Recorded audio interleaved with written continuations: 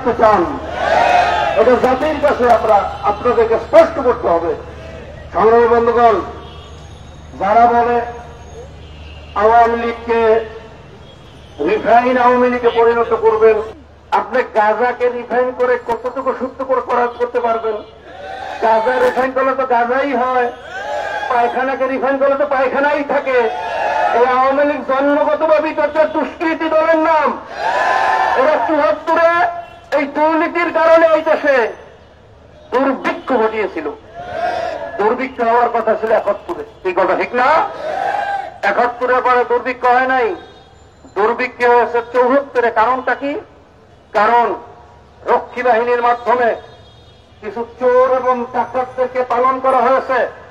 বিদেশি সমস্ত সাহায্য চাল ডালগুলো এই ডাকাতরা তারা গুদামজাত করে পার্শ্ববর্তী দেশ ভারতে পাচার করেছে।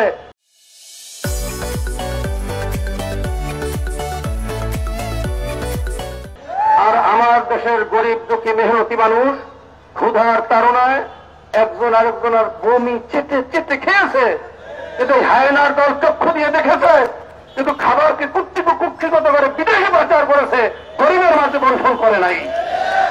কাজেই এই দলকে নিষিদ্ধ করতে হবে, এই আশাবাদ ব্যক্ত করে আমি আলোচনা শেষ করব। বাকি শেষ কথা হলো, যতদিন পর্যন্ত এই আওয়ামী লীগকে নিষিদ্ধ করা না হবে, ইসলামী আন্দোলন বাংলাদেশ সহ এর সহযোগী সংগঠন আমিরের নির্দেশে ইনশাআল্লাহ আমরা শেষ মুহূর্ত পর্যন্ত রাজপথে থাকবো, প্রয়োজনে রক্ত দেব, জীবন দেব, তারপরে আন্দোলন থেকে ছেড়ে দিয়ে মাঠ থেকে আমরা ভেঙে যাব না।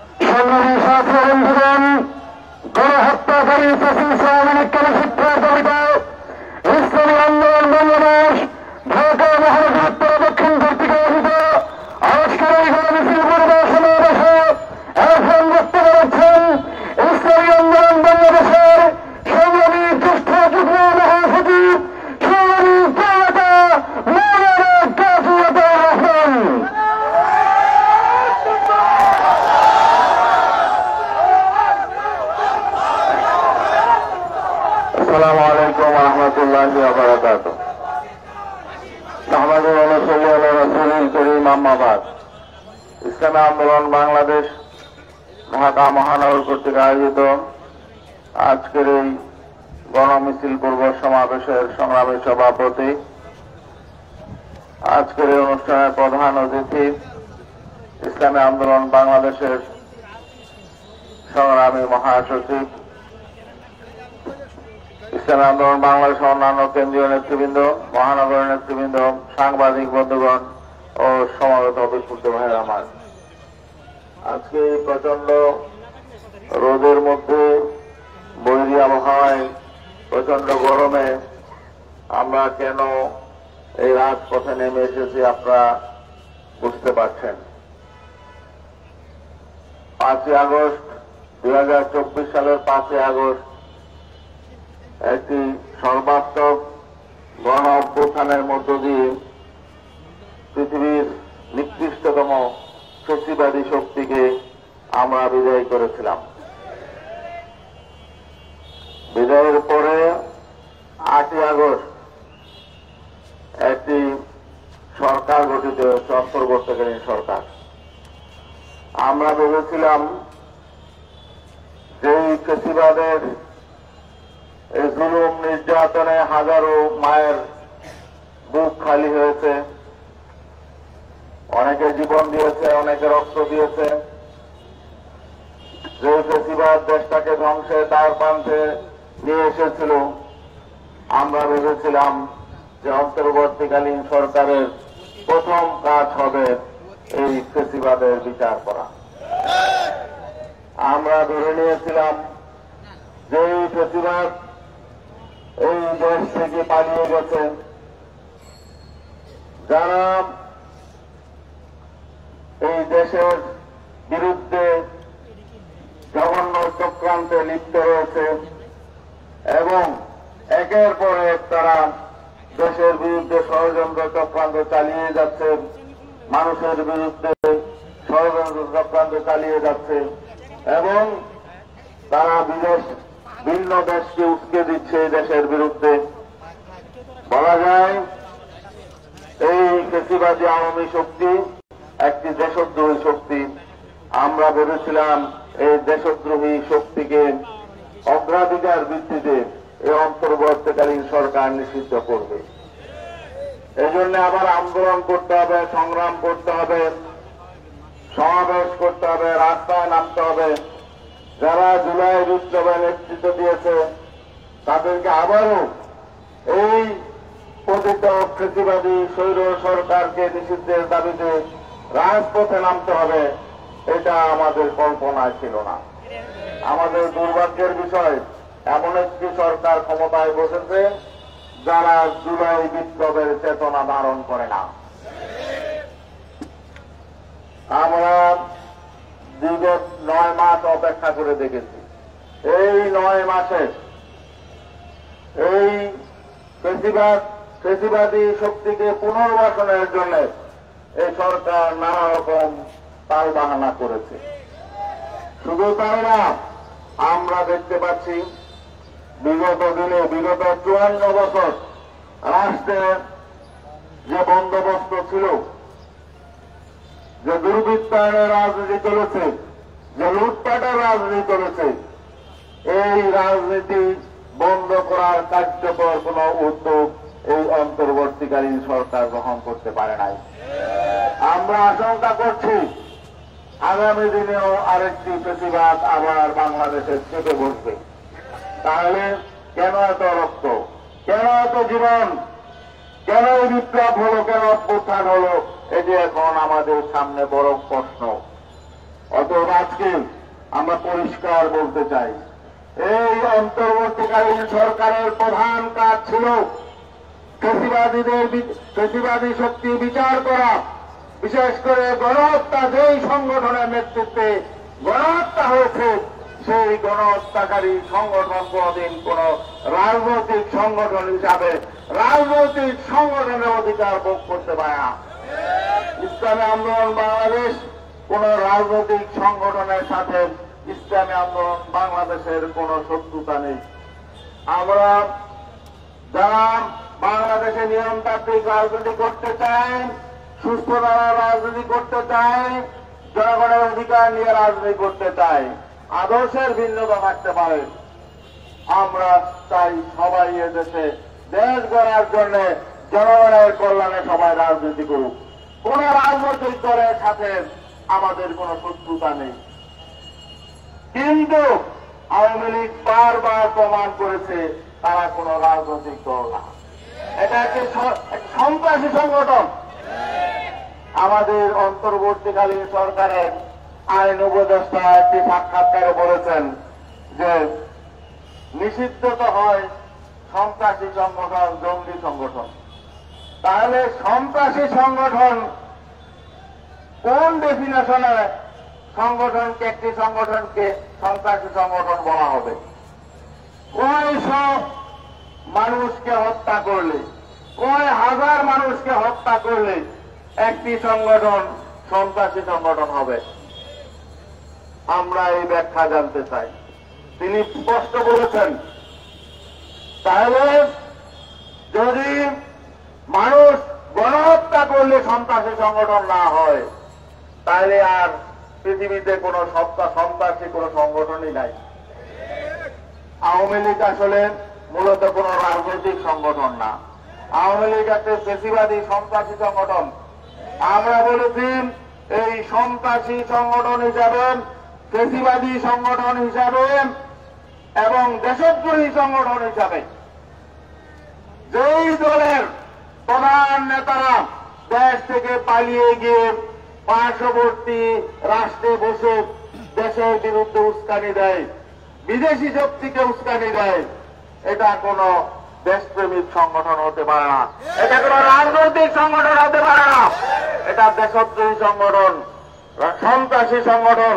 অতএব এই সংগঠনকে রাজনৈতিকভাবে এখনো টিকিয়ে রাখার কোন অধিকার বাংলাদেশের কোন সরকারের নাই।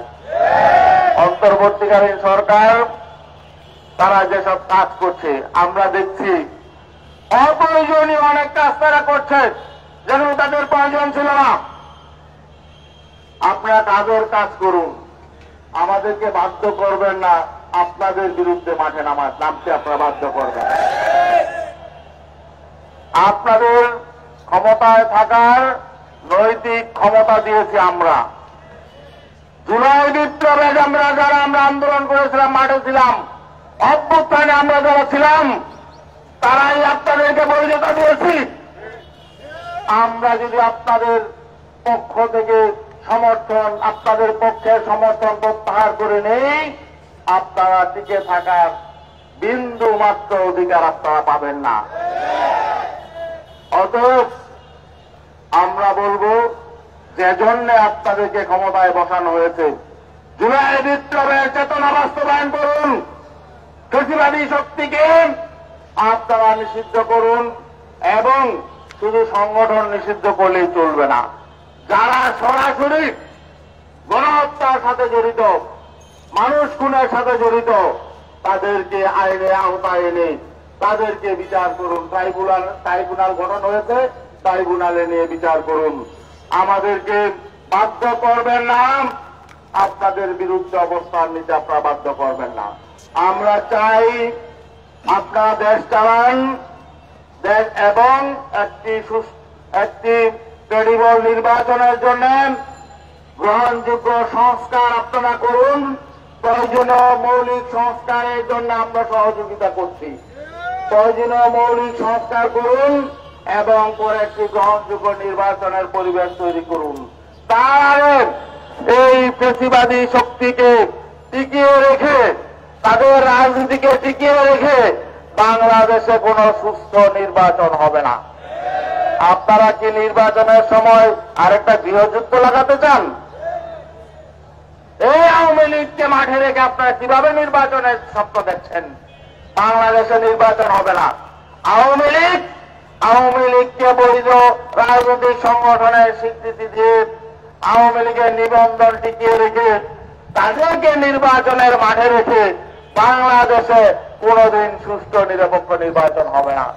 সংঘাত হবে, সহিংসতা হবে, খুনখুনি হবে, কিন্তু নির্বাচন হবে না। অতএব এখনই আমরা চাই এই দৈত্য দানবের এই সংগঠনকে আপনারা নিষিদ্ধ করে নির্বাচনের পরিবেশ তৈরি করুন, সংস্কার করুন, নির্বাচন দিন। তাছাড়া আপনারা এদিক সেদিক করলে কিন্তু আপনাদের বিরুদ্ধে আমরা অবস্থান নিব। আর ওই যে মানবিক করিডোরের আলাপ চলছেন, ওই আলাপের এখন প্রয়োজন নাই। মানবিক করিডোর বিশ্বে যে জায়গায় দেওয়া হয়েছে, জাতিসংঘের মধ্যস্থতায় আমরা দেখেছি সেখানকার পরিণতি কি হয়েছে। আমরা আমাদের দেশের 1 ইঞ্চি মাটি, আমরা 1 ইঞ্চি মাটিও আমরা সাম্রাজ্যবাদীদের পরিকল্পনা বাস্তবায়নের জন্য ছাড় দিব না ইনশাআল্লাহ। ও থেকে ফিরে আসেন, আপনারা রুটিন কাজ করেন, এর বাইরে আন্তর্জাতিক কোন চুক্তি করার আপনাদের প্রয়োজন নাই। ভারতের সাথে চুক্তি যেগুলো আছে এগুলো অকার্যকর এমনিতেই হয়ে গেছে। ভারতের সাথে আমাদের কোন অসম চুক্তি যেগুলো আছে এগুলো সামনে আর থাকবে না, বাকিগুলো বাতিল করে দিন।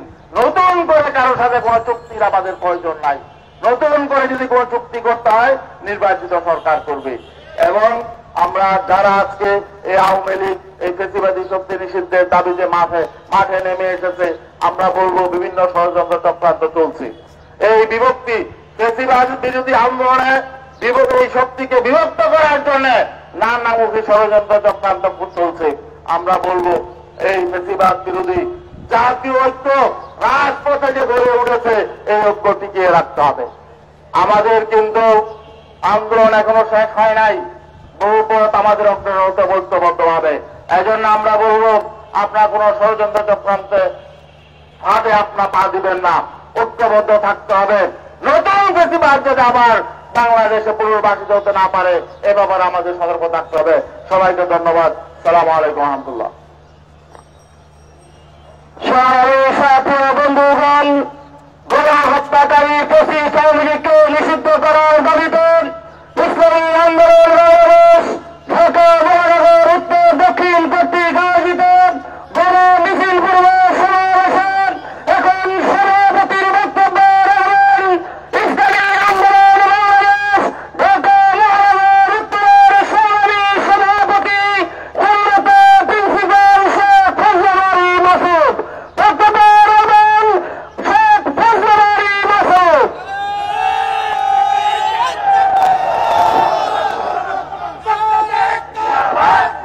আলহামদুলিল্লাহ, والصلاة والسلام على رسول الله وعلى آله وأصحابه أجمعين, أما بعد। ইসলামী আন্দোলন বাংলাদেশ ঢাকা মহানগর উত্তর দক্ষিণ কর্তৃক আয়োজিত আজকের এই গণমিছিল পূর্ব সমাবেশের সংগ্রামী প্রধান অতিথি ইসলামী আন্দোলন বাংলাদেশের সংগ্রামী মহাসচিব জননেতা অধ্যক্ষ হাফিজ মাওলানা ইউনুস আহমদ, উপস্থিত জাতীয় নেতৃবৃন্দ, নগর নেতৃবৃন্দ, সর্বদা বিক্ষুব্ধ ভাইয়ের আমার, প্রচন্ড গরমের মধ্যে দীর্ঘ সময় আলোচনা হয়েছে। আমরা সকলেই জেনেছি কেন আমরা এখানে একত্রিত হয়েছি। আজকে আমরা যে বিষয়ে এখানে একত্রিত হয়েছি এই বিষয়ের ফয়সালা গত 5ই আগস্ট হয়ে গেছে। কি বলেন ঠিকঠাক? এদেশের জনগণ 5 আগস্ট আওয়ামী লীগকে নিষিদ্ধ করে দিয়েছে। আমাদের বুঝে আসে না এই বর্তমান সরকার এবং কোন কোন দলের কথায় আমাদের বুঝে আসে না তারা কেন এখনো বুঝতেছেন না যে 5ই আগস্ট এদেশের জনগণ আওয়ামী লীগের নিষিদ্ধের চূড়ান্ত সিদ্ধান্ত দিয়ে দিয়েছে। এখনো সরকার বলে রাজনৈতিক দল চাইলে নাকি নিষিদ্ধ হবে। কোন একটা দলের বড় নেতা বলেছেন নিষিদ্ধ করবে রাজনৈতিক দলের নেতারা যদি চায়। আমার প্রশ্ন, যারা এই কথাগুলি বলেন তারা কি আপনারা 5ই আগস্ট আওয়ামী লীগ পালিয়ে যায় এইটাও বোধহয় আপনারা চেয়েছিলেন না? আমাদের সন্দেহ তারা বাড়তে শুরু করেছে। আমরা বলতে চাই আপনারা সমস্ত আজে বাজে কথা বলবেন না। জনগণের সিদ্ধান্ত, জনগণের মতামত বুঝে নেন। আমি সংক্ষেপে কয়েকটা প্রশ্ন করতে চাই। আমি সরকারের কাছে জানতে চাই একটা দলকে নিষিদ্ধ করতে হলে কি কি তার প্রয়োজন হয়। আমি জানতে চাই একটা রাজনৈতিক দলের পরিচয় আপনাদের কাছে কি? রাজনৈতিক দলের পরিচয় এমনটা হতে পারে না যদি আপনারা মনে করেন রাজনৈতিক দল মানে সে মানুষকে হত্যা করবে, রাজনৈতিক দল মানে সে দেশের টাকা পাচার করবে। এটা কোনোদিন রাজনৈতিক দলের সংজ্ঞা হতে পারে না। আমরা প্রশ্ন রাখতে চাই, আমরা বলতে চাই আওয়ামী লীগকে নিষিদ্ধ করার জন্য কত মানুষকে হত্যা করতে হবে একটা রাজনৈতিক দলকে নিষিদ্ধ করার জন্য? আমরা সরকারের কাছে জানতে চাই। আমরা সরকারের কাছে জানতে চাই বাংলাদেশ থেকে কত টাকা বিদেশে পাচার করলে ওই দলটা নিষিদ্ধ হওয়ার উপযোগী হয় আপনারা আমাদেরকে জানিয়ে দেন। আমার এরকম শত শত প্রশ্ন রয়েছে আমাদের, যারা দেশের মানুষদেরকে হত্যা করেছে, আয়না ঘরে হত্যা করেছে, গুম করেছে, খুন করেছে, এদেশের মানুষদেরকে পাখির মতো গুলি করে হত্যা করেছে। এরপরেও যদি তাদেরকে আপনাদের নিষিদ্ধ করতে আপনাদের মনে ভয় লাগে কিংবা আপনাদের মা লাগে, আমরা বলতে পারি আপনারাও বাংলাদেশের জনগণের পক্ষের সরকার আপনারা হতে পারেন নাই। সেই দল এখন আওয়ামী লীগকে নিষিদ্ধ করার ব্যাপারে আমতা আমতা করেন, মা লাগে তাদের জন্য। আপনারা এদেশের কোন মানুষের দলে পরিণত হতে পারেন নাই।